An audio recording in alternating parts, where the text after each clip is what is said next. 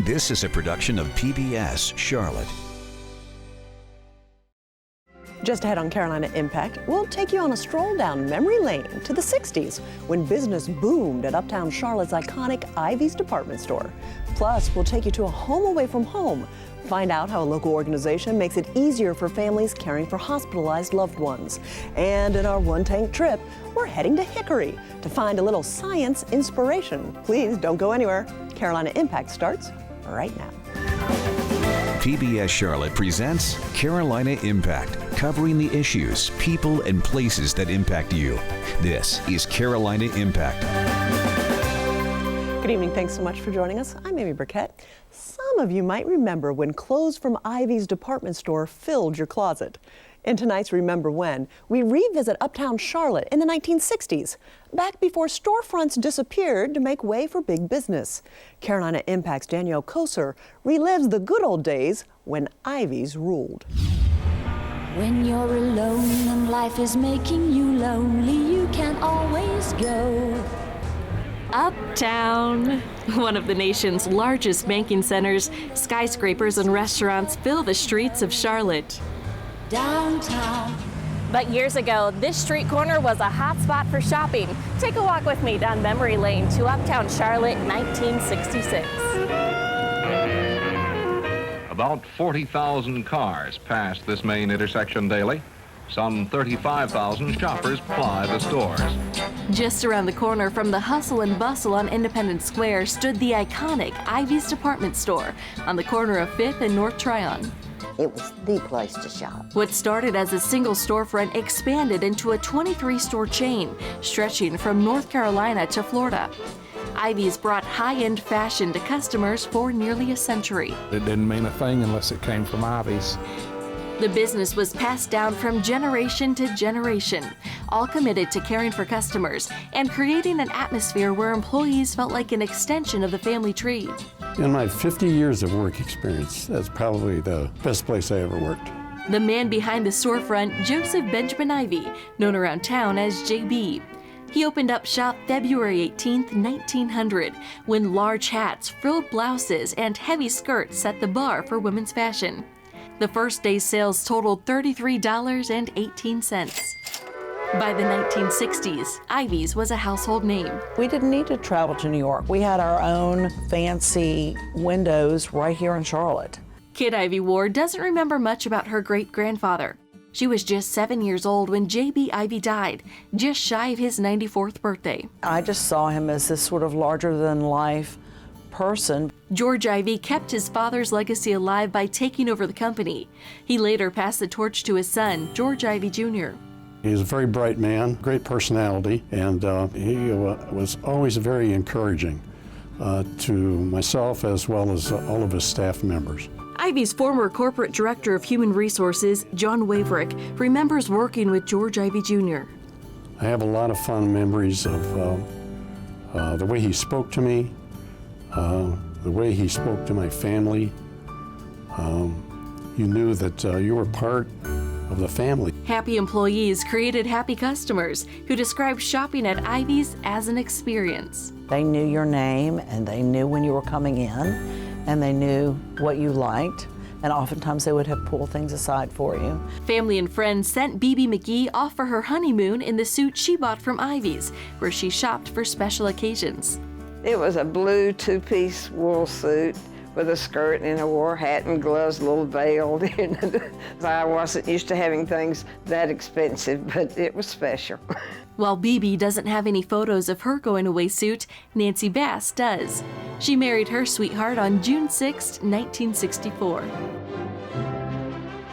When we were first married, of course, you're counting your pennies for all your Christmas gifts. And I remember we waited until the night before Christmas and went to Ivey's,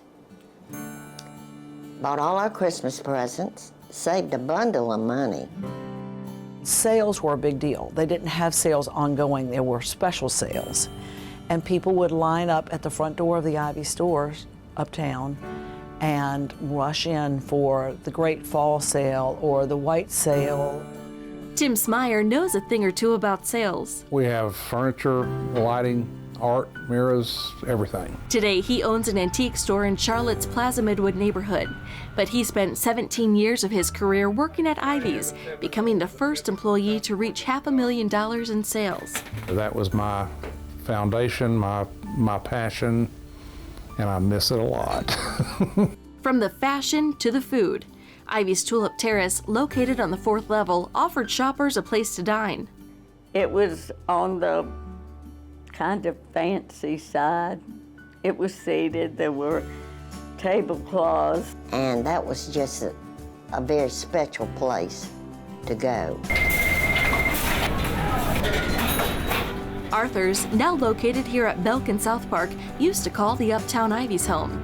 The restaurant moved in 1973 and quickly became one of Charlotte's hotspots, attracting customers with its selection of wine and sandwiches. The 1980s brought a change in fashion and management.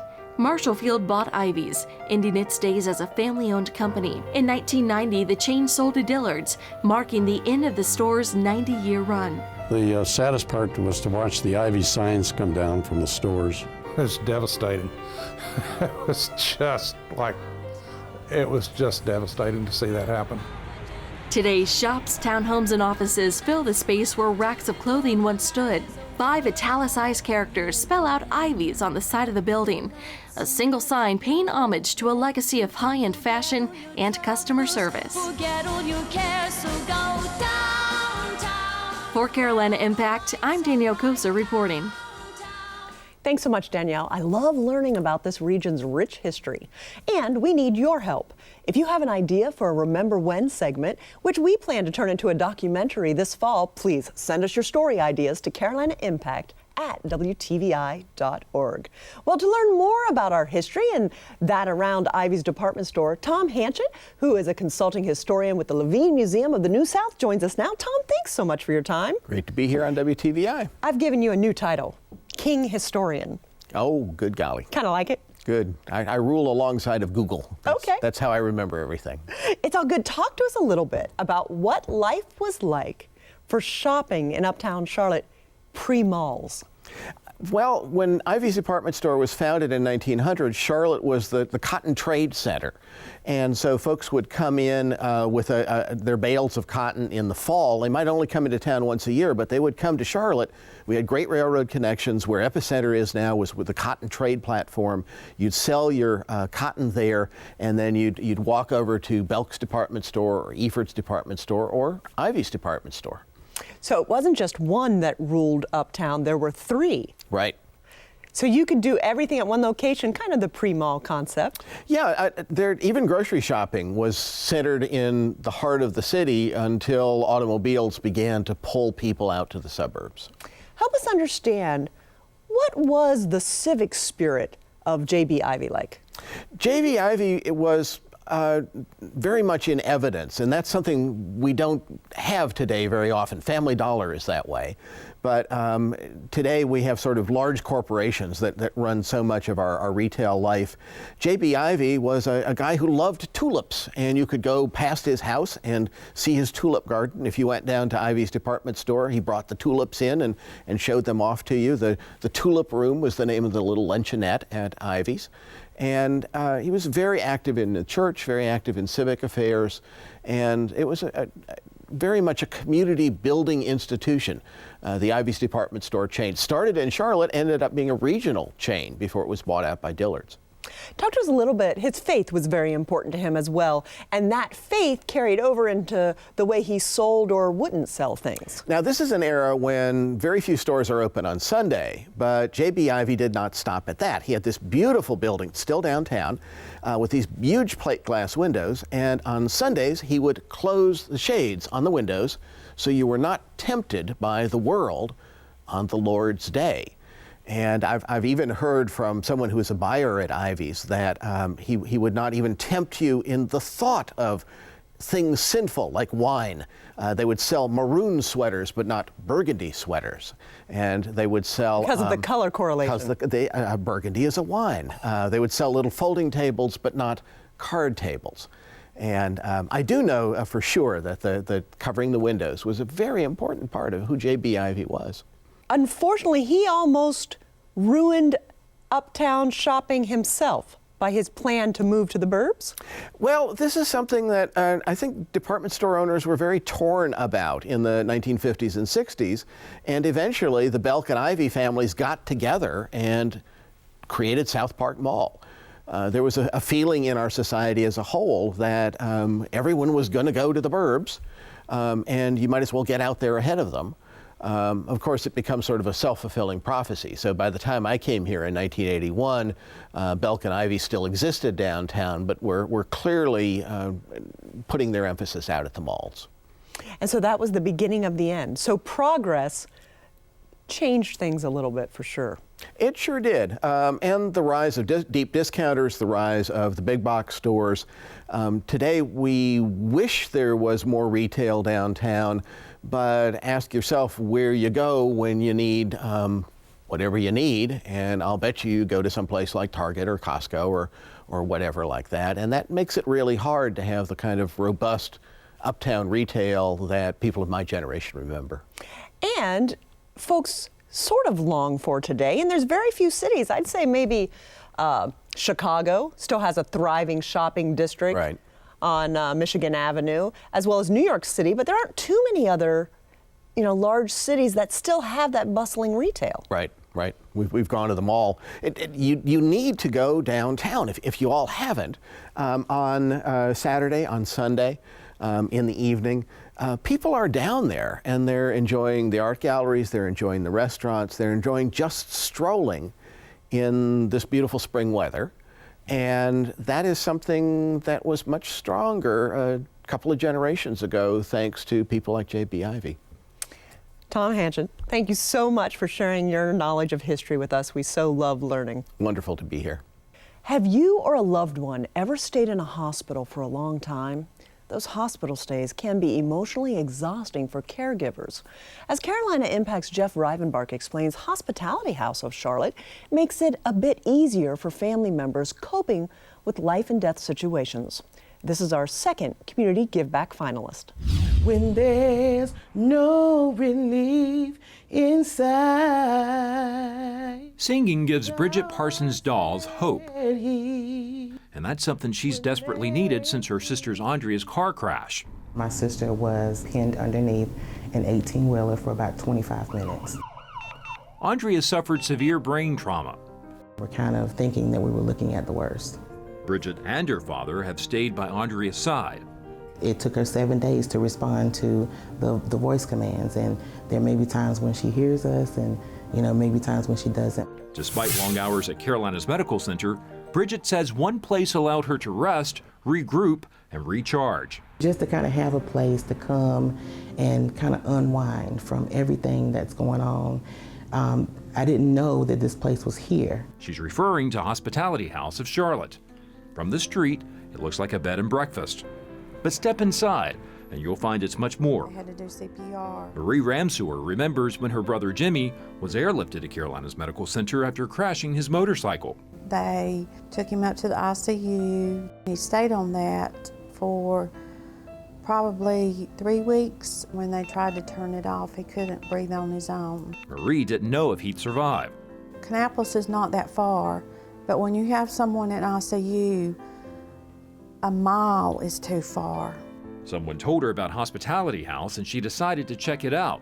This is not a house. This is a home. And it is a place that you come to after you've been sitting in the waiting rooms or with your family member and the doctors tell you that they may not make it. Here you'll find living rooms, a dining hall, and even a place to do laundry. But the one thing that stands out in Marie's mind is up here on the second floor. She remembers sitting in the small room praying for her brother, who eventually went home. 3 years later, Marie found herself here again after a skateboarding accident left her son-in-law with a severe brain injury. It's hard to put into words how much this place has meant to me, having had 2 accidents in 3 years and being able to stay here. The staff is so compassionate and they go beyond to help you. Since 1985, Hospitality House of Charlotte has helped 57,000 people from 49 states and 37 countries. On any night, serving families who are dealing with cancer treatments, cancer diagnosis, an organ transplant, bone marrow transplant, or even a life-saving traumatic event that may have happened, and they may be here trying to receive treatment in one of our local hospitals. Open 365 days a year with 22 guest rooms, last year the nonprofit served about 4,500 people. Guests pay $40 a night. We've had families say, I've got to decide about life support today. I can't think about it clearly while I'm at the hospital. I need to get away. And this feels like home to folks sometimes. This goes. Next to the dining hall, Matthew Costner from Mississippi watches his children play. Matthew's in town because his dad needed a life-saving surgery to treat his pancreatic cancer. It's been a great thing to be able to bring all of my family here in an environment that, I feel like they can be safe at and that they can really utilize as a home away from home while I get to be with my parents. Matthew is thankful his dad is just a short walk away as he continues to improve daily. We are compiling a book of memories. Back on the second floor, Bridget shows her dad comments friends and family have posted on Andrea's Facebook page.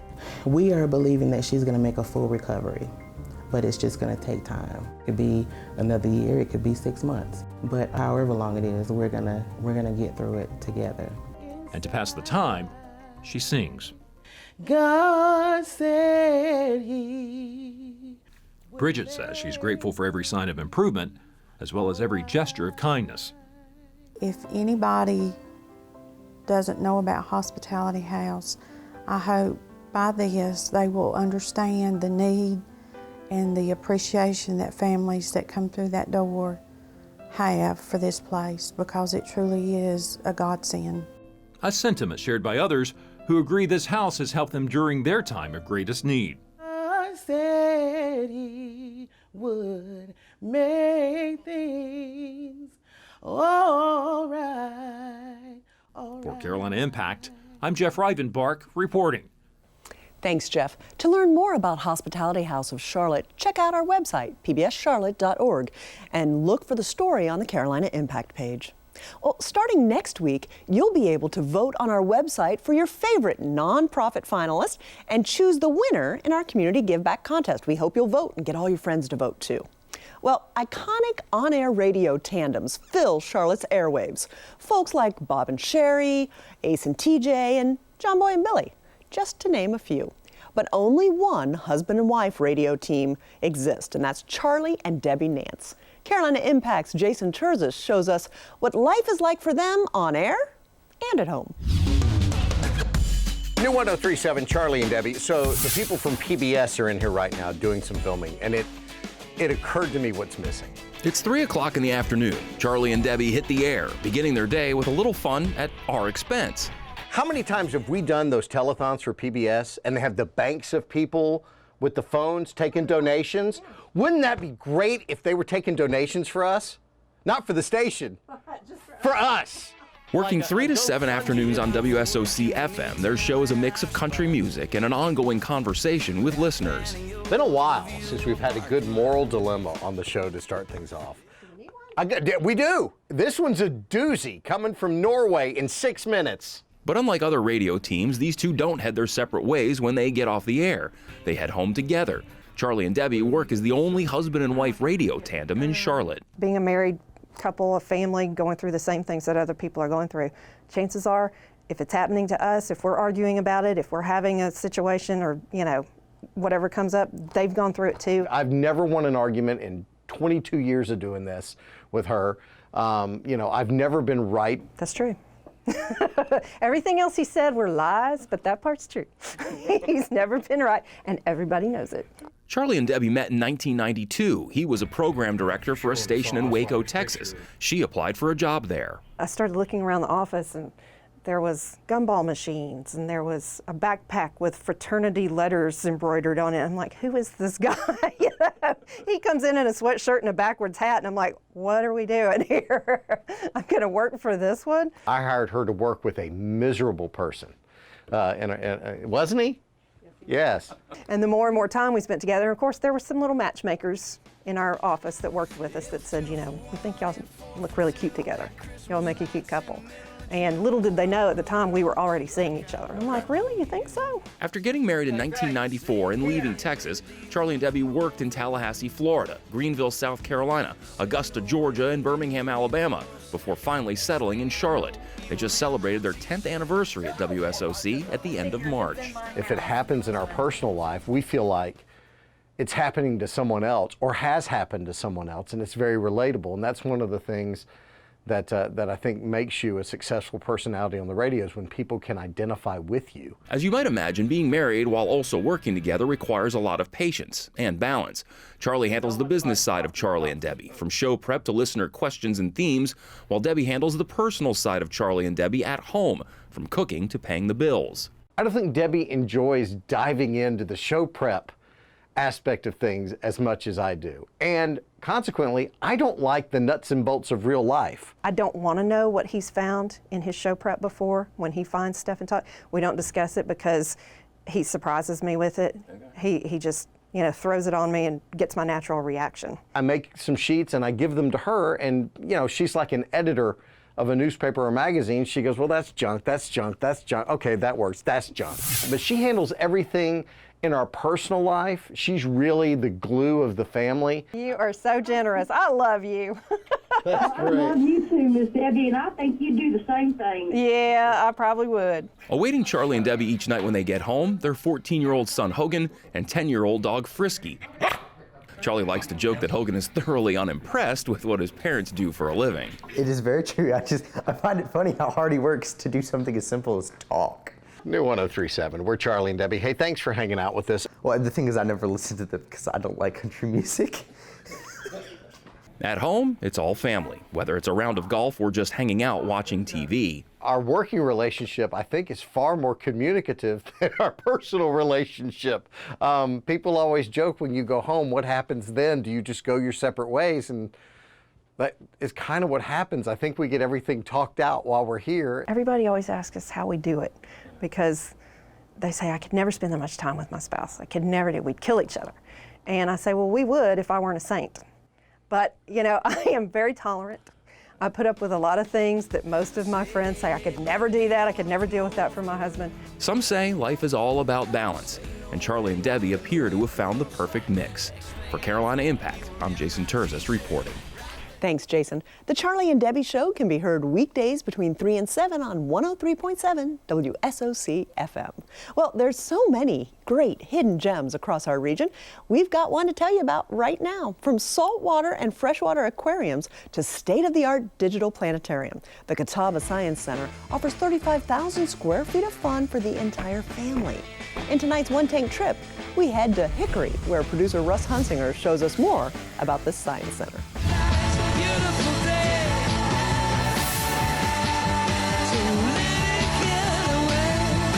This is the premier place to be if you want to learn about science, and we are all hands-on.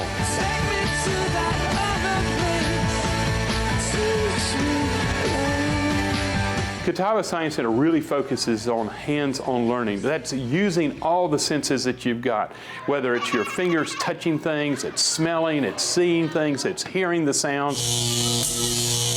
There are over 18,000 square feet of display space at Catawba Science Center, so you can spend a full day if you want to, going from one area to the other. There's a naturalist center, which is all about natural sciences. It's the animals, it's rocks and minerals. We also have an aquarium, and you go to our touch tank. They can move on to the physics area, where they can do pulley systems and they can learn about leverage. They can go over to the planetarium and see star charts, or participate in some of the laser programs that we've got. See the world in green and blue. See China right in front of you. See the... There's so many things to do. You just got to come and experience it. Raise your hand. What's going to happen? What do you think is going to happen? The impact that Catawba Science Center has on the region is huge. We serve over 24 different county school districts. We do outreach programs here at the Science Center where we actually go out into the classrooms and do our 50-minute hands-on programs for all the students. We also offer our science festivals where we go to a school and set up for the day in the gym, and they get to come in for an hour, a grade level, and rotate through 6 stations is all hands-on science, and they love it. A lot of these teachers come year after year. We see them, we get to know them because they know the quality of our programs, the hands-on education that the students get. Just seeing their faces is priceless, honestly. A cool little place. If you've never been, I highly recommend it. You get to come, you get to do all kind of little different experiments with it, learn all kinds of sciencey little things. Especially if you love animals, you get to learn about birds, butterflies. My favorite thing is we get to make science experiments.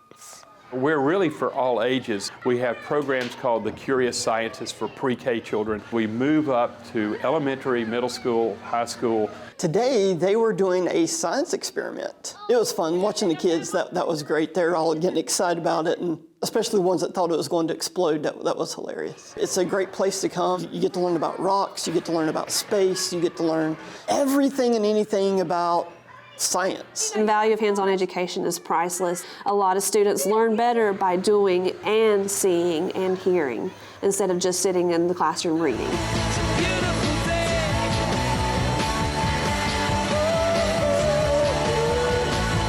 Catawba Science Center's mission is to change lives, and we do that by inspiring kids and their families to learn and to sense the wonder of science.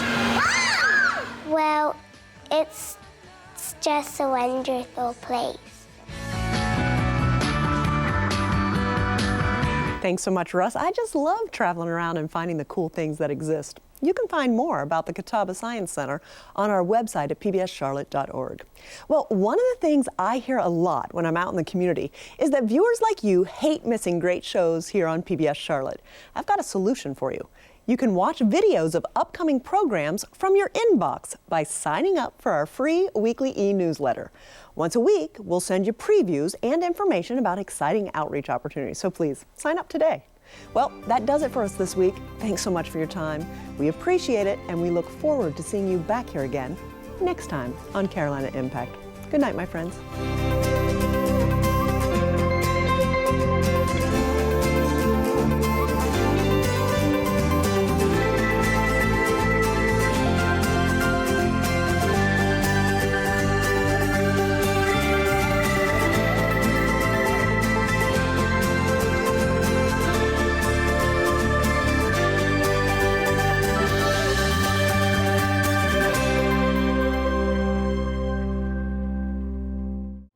Production of PBS Charlotte.